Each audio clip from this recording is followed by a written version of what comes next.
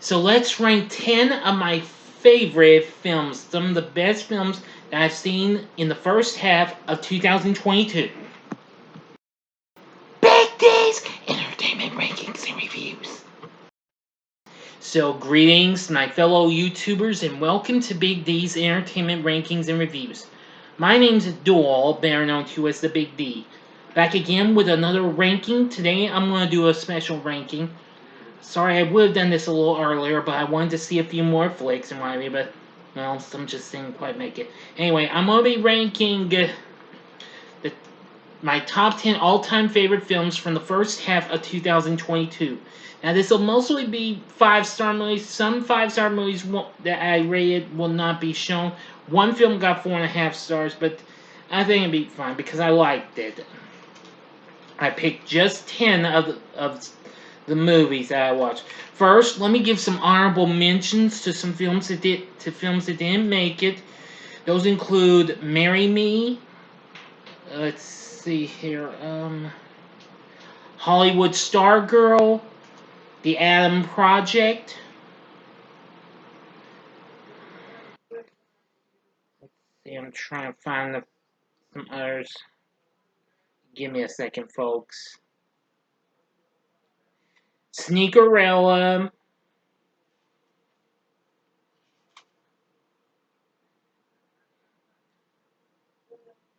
Let's see. Yeah. Okay, well, and Belle. That's it.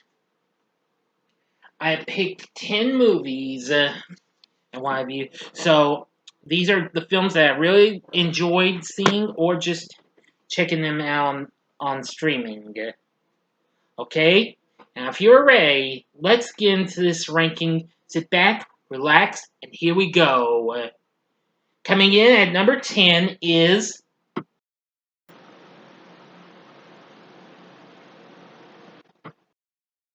Everything Everywhere All at Once. Now, though I was thinking about buying this, but I just decided to play it safe and rent it instead. But I may think of bringing it in soon.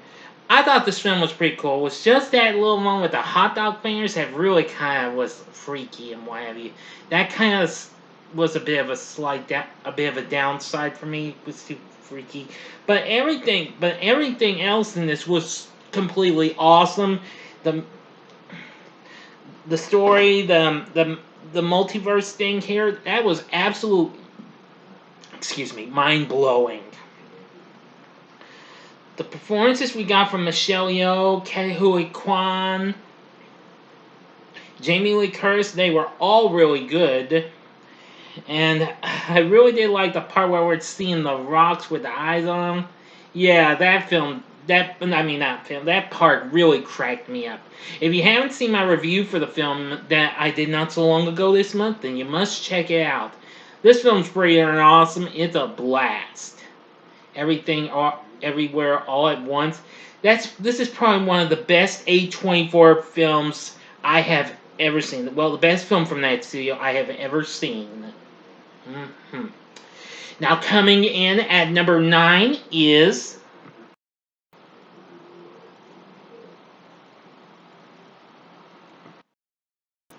Chippendale Rescue Rangers. Now, this film was another blast from start to finish. This kind of reminded me of Who Framed Roger Rabbit in ways. A blending of live action and animation, what have you. This film was absolutely funny. I was almost beginning to think I wouldn't like it, but it seems it proved me wrong. It was very funny. Although it was just the strange cover art they used to redo cover art for video releases of Disney films, that kind of creeped me out a little. But that really didn't deduct any points, though. This film was pretty fun and what have you. I think it's just so hilarious. I mean, it's just like seeing the actual series itself, but in a bigger way and what have you. I thought it was pretty good. Yeah. Now coming in at number 8 is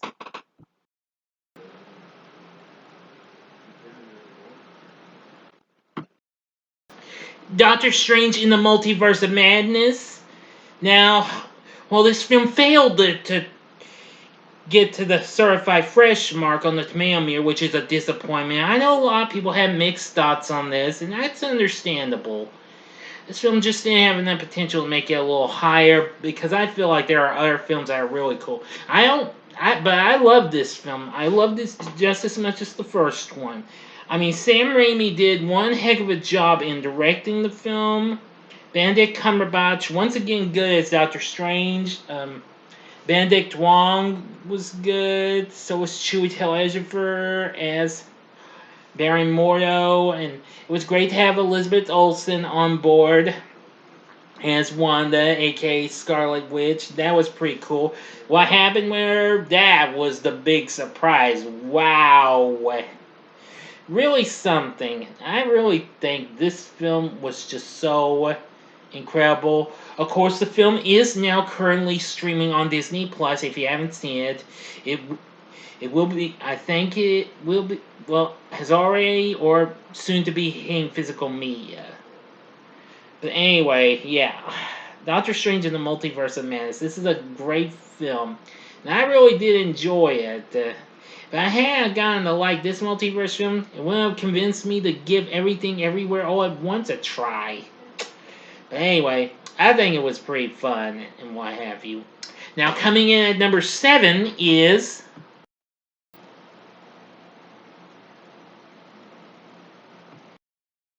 The Lost City. This film was absolutely very funny. Sandra Bullock and Channing Tatum were a really great team in this. I had a lot of fun watching this. This was wow. And I love the performance from Daniel Radcliffe, who plays the bad guy. Really fun. This is one of, if not one of the most funniest films I have seen this year. But hey, there's been been others, but they've mostly been family flicks and what have you. But even so, The Lost City has a very fun story, and yeah, like I said, it's just got so much fun action. What have you? Brad Pitt's in the film. I'm looking forward to seeing him again, reteaming with Sandra Bullock again in Bullet Train next month. So we'll hope for the best. That's going to be good and what have you. Well, that depends if I go see it, which that's a possibility. Yes, yes, I'm pretty sure I'll see it. But The Lost City is a real fun flick. Wasn't too bad. Now coming in at number 6 is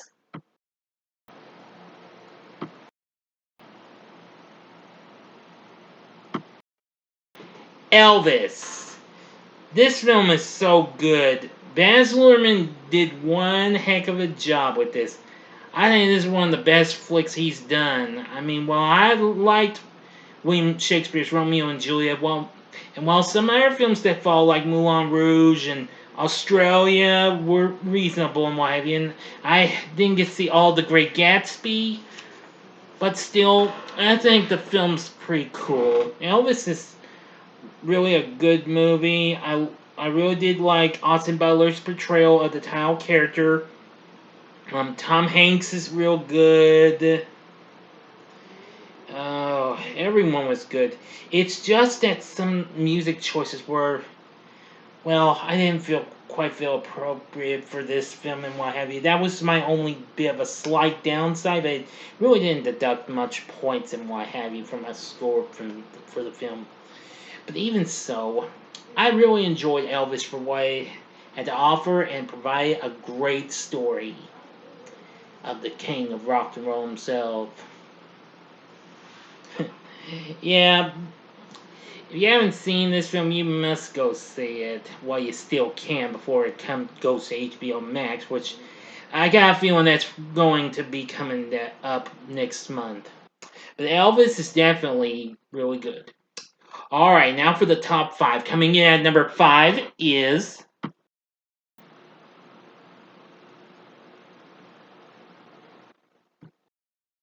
The Bad Guys. Now, I thought this film was really, really good. It proves to be another pretty good film from DreamWorks Animation. Although it is, way loosely based on the children's book series, but nonetheless, I think this film is just so incredible. I really liked what it was and the vocal performances we got from Sam Rockwell and let's see, Mark Maron, Aquafina, Craig Robinson, and Anthony Ramos. They were all real good. Alex Bornstein was really good as well. So I've got to say, it's pretty good.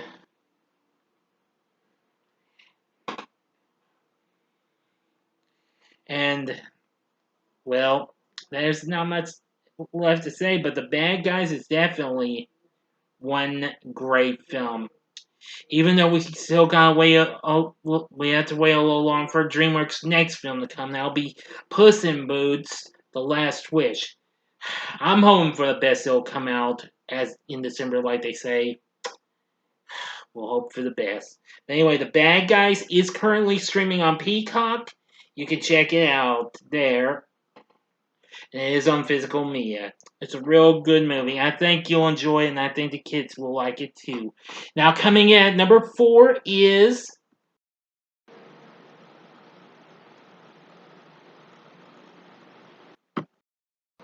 Sonic the Hedgehog 2.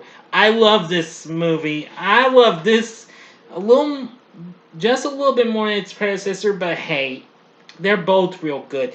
This film's even more fun and what have you. It's gotten better response over the first one, and it's already become the most successful film for a video game adaptation in a movie. But anyway, I'm looking forward to the third one, which that has been announced. Wow, Jim Carrey once again funny as old Dr. Robotnik. Idris Elba is good as the voice of Knuckles. See, Ben Schwartz once again does a great job at Sonic. Tails is a good character. James Marsden is back in this. Yeah, really awesome. I think it's so much fun and it's really, really a blast. Mm-hmm. So anyway, yeah, I enjoyed just about a lot of it. It did have just a little slowing down, but hey, it manages to pick up speed in later on and what have you. But still, Sonic the Hedgehog 2 is a fun movie. I really enjoyed it. Now, coming in at number 3 is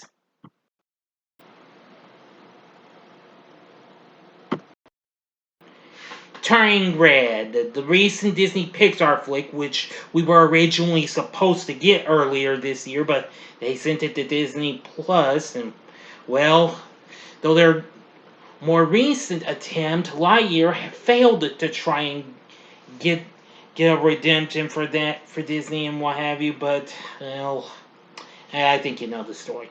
But Turning Red, I feel like is a much more fun experience from Disney and Pixar. I know I haven't really ranked all the Disney Pixar films, but I might later on, since it's going to be a while before they give us their next film, because I believe, as I recall, it won't be out until next year. So maybe, mind you, I might rank these films later on. But anyway, I love the voice acting, and plot's really good, and I gotta say, this is just so, wow, incredible. I especially really enjoyed the last bit where it's the big fight between the Dharma and their big creature forms and what have you. Really something. I think Turning Red is so much fun. I may revisit this film sometime. But Turning Red is just a lot of fun. Alright, now for the final two, and this was a tough decision to make. Because we got two big movies in one. One is so far the biggest hit of the year so far, and one was, well, what can I say? First big heroic flick of the year. So here they go, and here they are. Coming in at number 2 is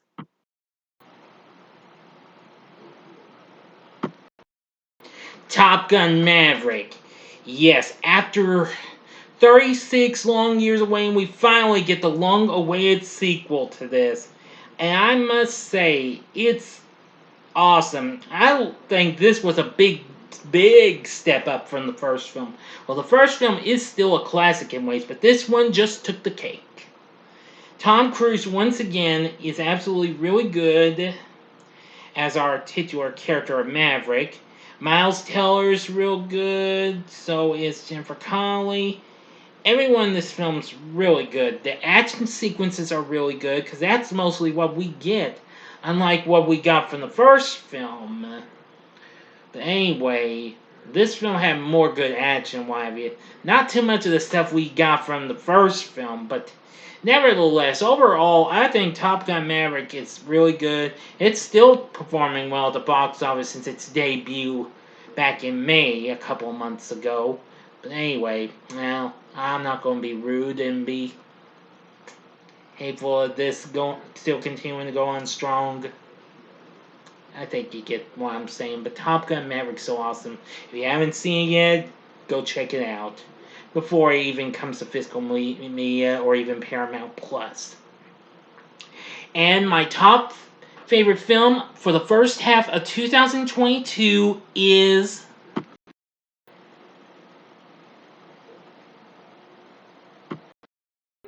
The Batman. Yes, now this was really, really good. I mean, with a runtime of almost 3 hours, making that the second longest running superhero flick right behind Avengers Endgame, this film was whoa. I recently got it on Blu-ray. I was unable to get it going at first, but I figured out how to do it with an old phone cord hooked up to the router here and my PS3. I can finally get more Blu-rays to play. And if it keeps up, if I get another one, then maybe I'll start a Blu-ray collection and get some more, depending on the prices and what have you. But enough said about that. The Batman was really great. I loved how it turned out to be a little more different than what we got from the other Batman films. Batman being more like the detective he is and what have you. And anyway, I just really enjoyed it. Robert Pattinson was really good in playing the titular character and alter ego Bruce Wayne. Yeah, and I liked Jeffrey Wright's portrayal of Commissioner Gordon. And Paul Dano was really good as the Riddler. Boy, I gotta tell you, that was a real dark take on him. Colin Farrell was really good as the Penguin. Really good. And Zoe Kravitz was good in this as Catwoman, or Selena as she went by. Yeah. Everyone in this was really good, and yes, we are getting a sequel, so if it turns out to be good and continues after this, I think we just might have another big movie theme, what have you. I liked the Batman. I really enjoyed it. It was just probably one of, if not the best.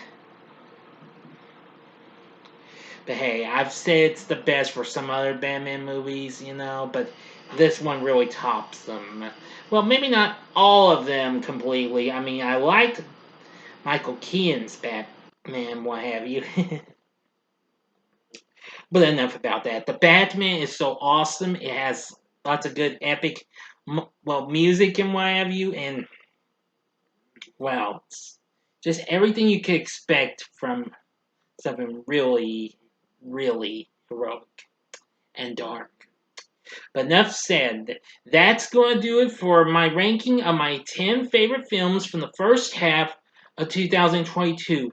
Now, unfortunately, another film I will bring up as a slight mention. This is a film I failed to go see, but maybe when I see it when it comes to Prime, then maybe you'll see it.